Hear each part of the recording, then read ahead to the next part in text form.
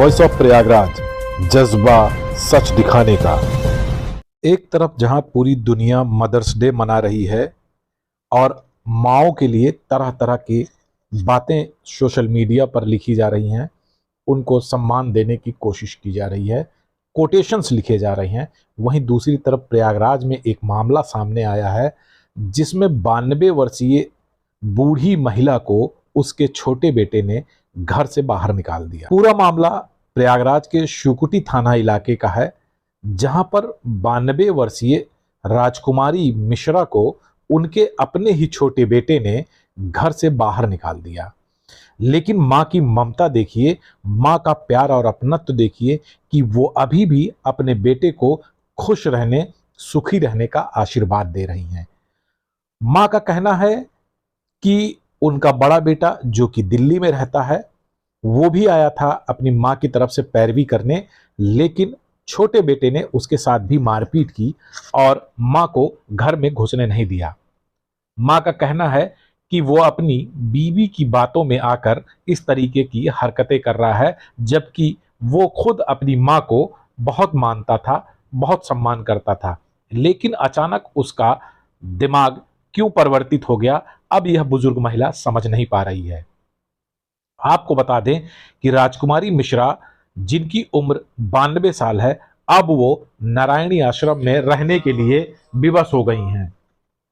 अपना वो फिलहाल जीवन यापन अपनी पति के मिल रही पेंशन से किसी तरीके से गुजारा कर रही हैं, लेकिन आज भी वो यही चाहती हैं कि उनको अपने पुराने घर में, जो उनका अपना घर है, उनके नाम से जमीन है, उनके नाम से मकान है, उसमें रहने को मिल जाए। फिलहाल इस पूरे प्रकरण में पुलिस भी उनके तरफ से उनका सहयोग करने की कोशिश कर रही है और वहीं न्यायालय से भी उनको उस घर में रहने का आदेश मिल चुका है। लेकिन बावजूद इसके उनका छोटा बेटा अभी भी उनको घर में घुसने नहीं दे रहा है। आप सुनिए किस तरह से एक बुजुर्ग महिला अपनी आपबीती सबको सुना रही है कि उसके ऊपर क्या क्या गुजरी और किस तरीके से वो तमाम पीड़ाएं सहने को विवश हो रही है। ए बेटा, हम बड़ौदा में थे अपनी बेटी के पास। बेटी की नंदियाँ इलाहाबाद में रहती, तो उनके यहाँ कुछ शादी वादी पड़ी थी, वो आई थी। हम भी उनके संग आए। आए के बाद फिर हम कहा कि बेटो हम जाएंगे अपने घर, तो उन्होंने भेज दिया। आए तो यहाँ घर में दरवाज़ा नहीं खोला, अंदर नहीं, देख के दरवाज़ा बंद कर लिया। बंद कर लिया तो क्या करे, बगल में जाके बैठ गए। बैठ रहे बहुत देर, तो एक जने शुक्ला जी हैं, वो अपने घर में दिया जगह। दो जो उनके यहाँ उनके भी छोटा कमरा, दो प्राणी। फिर वहाँ से हम आए के फिर बैठ गए हैं। तो हमको पुलिस आई कह कि घबराई नहीं माता जी, आपको घर मिल जाएगा। फिर चले, फिर इधर आए तो बहू बेटा दरवाज़ा बंद कर ले, हमको जाने नहीं दे, गाली गुप्ता देने लगे। और तो हम फिर अपना हट गए। फिर बेटा भी यहाँ आश्रम में आए के, आश्रम में हमें एक दिन आए, कहा चलो आश्रम में तुमको कर दे। आश्रम में आए बेटा, और राम सिंगार हैं, वो हमारे साथ बहुत तपस्या के मिले, बहुत दौड़ धूप, हर जगह गाली सहे से सब कुछ किया मेरे लाल। इसे प्रभु की कृपा है, अब क्या करें। आज कोखी का औलाद इतना हमको कष्ट दे रहा है, भगवान करे सुखी रहा, कभी उनका कष्ट न हो, समझो मेरे लाल। क्यों किया आपका लड़का ऐसे? आपका क्या करता है आपका लड़का? कितने लड़के हैं आपके? हमारे 2 लड़का हैं। बड़ा लड़का दिल्ली में है। बड़े लड़का भी आया था कि मम्मी को क्यों तुम मारा, क्यों गाली दिया, तो बड़े लड़के को भी उन्होंने मारा। छोटे लड़के ने हाई कोर्ट में आए थे कि मम्मी का कमरा खोल दिया जाए, मम्मी हमारी घर में रहे। और तो वहाँ पर भी जाके बड़े लड़के को मारा उन्होंने। बड़ा लड़का हमारा कुछ नहीं बोला, उसका मुँह फूल लिया हुआ, तो अपना कुछ नहीं, फिर अपने घर चलेगा। कार रही, कार कहीं बेटा कार वाले से, ड्राइवर से कहीं गाड़ी और दूर ले जाओ, नहीं तो कहीं आए कि आग उग लगा देगा। तो फिर कार ले गए दूर, फिर हमें भी लेके और घर चले गए। क्या करता है कोई वाला लड़का? लड़का हमारा दिल्ली में है, पहले कुछ काम हम करते थे, अब पता नहीं क्या उनका ऐसा काम करते थे कि पाते थे 4-5 हज़ार रुपया मिलता। छोटा लड़का आपका क्या करता है जो आपको मारा है? वकालत करता था, हाई कोर्ट में वकालत करते थे। उसने मारा भी है आपको? हाँ, उसी से ने तो मारा हमको, लड़के ने हमको मारा। क्यों मारा? बस यही मारा कि घर से निकल जाए हो क्या, घर में नहीं उनकी बस। घर किसका है? किसका घर है? कहाँ पे घर है यहाँ पे आपका? घर हमारा ये सिकोटी में है और मेरे नाम है, मेरे नाम जमीन है, मेरे नाम मकान है। मारा अब उनकी बहुरिया ने कहा मारने के लिए, वो मारा बहुरिया को ज्यादा पता नहीं क्या आएगा। हमारा छोटा लड़का बहुत हमको मानता था, ऐसी बात नहीं रहा। आपके पति का क्या करते थे और कहाँ है इस वक्त, क्या हुआ? हमारे पति सीधे पेंशन में स्टेट के अफसर रहते थे और पेंशन पाते थे, रिटायर। आप अपनी जीविका कैसे चलाती हैं? आप अपनी जीविका कैसे चलाती हैं? जीविका जिंदगी आप अपना जो है खाना पीना कैसे करती हैं? खाना पीना बेटा हम आश्रम में, आश्रम से मिल जाता है, नहीं हम अपने हाथ बना लेते थे। पहले हम जो कुछ खाते थे बना लेते। हमारा छोटा लड़का भी कहता मम्मी मैं भी खाऊंगा, उसको भी खिलाते थे। चाय बनाते थे, चाय पिलाते थे। कहा जब तक अपनी मम्मी के हाथ का चाय नहीं पी लेते मेरी इच्छा नहीं बचती। आपको कुछ पैसा भी मिलता है क्या? पेंशन वेंशन आपको मिलती है? हाँ पेंशन मिलता है बेटा। कितनी पेंशन है? हाँ हमारी 40,000 पेंशन है। पेंशन हमको 40,000 में कोई कष्ट नहीं है। फिर भी लड़का आपके साथ ऐसा कर रहा है? फिर भी आपका लड़का आपके साथ ऐसा कर रहा है? हाँ लड़के को पहले पेंशन ले लेता था। हाँ तो उन्हीं के दोस्त ने जाके फिर से उनका नाम कटवा के बड़े लड़के का नाम रखा नामी, और फिर पेंशन हम करने पेंशन भी ले लेते थे। अच्छा, हाई कोर्ट में भी कुछ मामला चल रहा है आपका? हाँ हाई कोर्ट में भी यही काट बार झाड़ गाली गुप्ता यही का चल रहा है। आपको अब जगह दिया है घर में? घर में हाँ बेटा, फिर पुलिस आई खुलवाए, पुलिस आके यहाँ कमरा नीचे का खुलवाया। फिर आप यहाँ आश्रम में क्यों हैं? आप अपने घर क्यों नहीं जा रही? अभी गंदा है बेटा, वहाँ जाला मकोड़ा और पीछे का कमरा भी बंद है। और आपको डर भी है कोई? हाँ बेटा डरे, कहीं गला वला दबा दिया तो क्या अकाल मृत्यु हो जाएगी। हाँ ऐसा करेंगे, गला दबा देंगे, मार डालेंगे, फिर उसके बाद मिट्टी गायब कर देंगे। किसी को क्या पता कहाँ गई कहाँ नहीं, कहीं कहीं चली गई होगी। ये कलयुगी बेटे के लिए क्या कहेंगी? कोई संदेश भी देंगी बेटे हाँ? को? कलयुगी बेटे को कुछ कहना चाहती हैं? ये छोटे वाले के हाँ रज्जू भैया की, जिसको आप नाम बता रहे हैं। क्या बताएं क्या करें, औलाद है बेटा, खून है। अगर उनको कोई कुछ कहेगा तो कष्ट होगा बेटा। एक झापड़ मारेगा तो हमारा प्राण निकल जाएगा मेरे लाल। हम किसी को नहीं मरवाना चाहते, जाए अपने, जो उनको भगवान कष्ट देगा वो जो चाहने कोई प्रकार से उनको कष्ट मिलेगा। संतोष का फल मीठा होता बेटा, समझे। इसलिए हम कुछ नहीं कहेंगे अपने हाथ से कि उनको कोई मारे, हम देख भी नहीं पाएंगे। उनको मारेगा और सुनेगा, उनको देखेंगे रखे तो हमको कष्ट होगा बेटा। कोई उनको न मारे न काटे, वो अपने कर्म के दंड खुद भोगेगी। तो आप कब जाएंगी घर?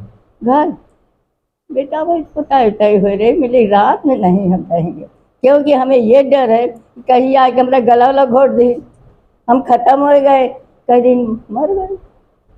नाम बताइए अपना। राजकुमारी मिश्रा। ये हमारे परिवार की दादी हैं और एक बाबा से हम लोग हैं, एक बाबा से दादी हैं।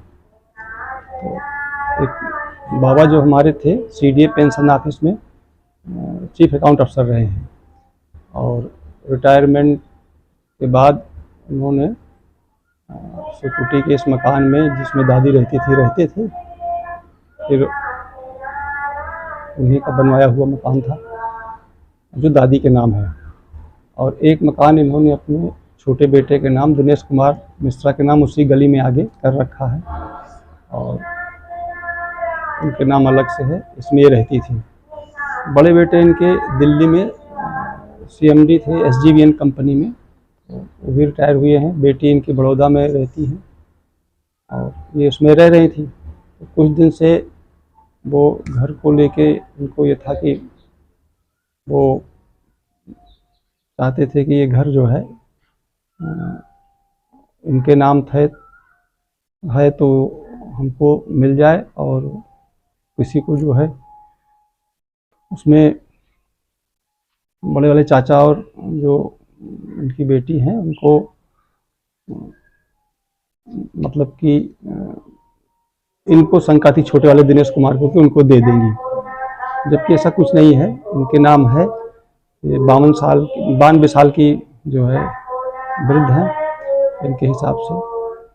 कुछ दिन पूर्व इन्होंने इनके साथ कुछ अभद्रता किया था, जो भी किया उसके परिणाम स्वरूप चाचा आए और उनको लिवा ले गए अपने दिल्ली। चाचा जब आए थे तो उनके साथ भी इन्होंने कचहरी में कुछ अभद्रता किया, मारपीट किया था, लेकिन वो मुकदमा कुछ नहीं लिखाए थे, चले गए थे। दादी भी दिल्ली चली गई थी।